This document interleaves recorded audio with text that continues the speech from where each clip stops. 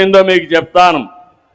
ఈ రోజే మీరు చూస్తే ఎన్టీ రామారావు గారు మొట్టమొదటిసారిగా ప్రభుత్వాన్ని ఏర్పాటు చేసింది జనవరి 9వ తారీఖున.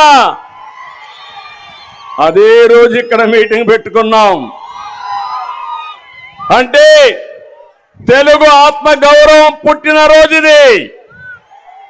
ఎన్టీ రామారావు గారు ముఖ్యమంత్రి అయిన రోజుది. తెలుగు జాతికి దశ దిశ నిర్దేశించిన రోజు ఈ పండగ రోజు అని చెప్పి కూడా నేను మీకు తెలియజేస్తున్నా.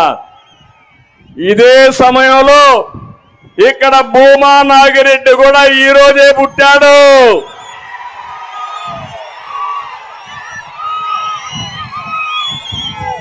అలాంటి మంచి నాయకుడిని ఈరోజు నేను ఇక్కడికి వచ్చి ఘాటు గొళ్ళెళ్ళి ఆయనకు నివాళులు అర్పించి వచ్చానంటే ఇది నా అదృష్టంగా నేను భావిస్తున్నా.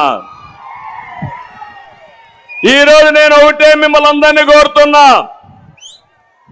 5 సంవత్సరాల వైఎస్ఆర్ కాంగ్రెస్ పార్టీ పాలన పేదవాళ్ళ పాలిట శాపంగా మారింది. పేదలు నిరుపేదలుగా మారిపోయారు. యువత నిరుద్యోగులుగా మారిపోయారు. నేను అందుకనే ఈ ఆళ్లగడ్డలో ప్రారంభిస్తున్న స్వర్ణ యుగం మళ్ళీ రావాలని మనస్ఫూర్తిగా ఆకాంక్షిస్తున్నా. ఈ మీటింగ్ లో మీరందరూ ఒకటే ఆలోచించాలి. స్వర్ణ యుగం కావాలన్నా తెలుగు జాతికి, లేకపోతే రాతి యుగం కావాలన్నా వైఎస్ఆర్ కాంగ్రెస్ పార్టీ పాలనలో? స్వర్ణయుగం కావాలంటే చేలు పైకెత్తండి. రాతి యుగం వద్దనే వాళ్ళు గట్టిగా చప్పట్లు కొట్టి నిరసన తెలియజేయండి. ఎందుకు నేను ఈ మాట వాడానంటే, నేనేదో అధికారం కోసం రాలా మీ దగ్గరికి.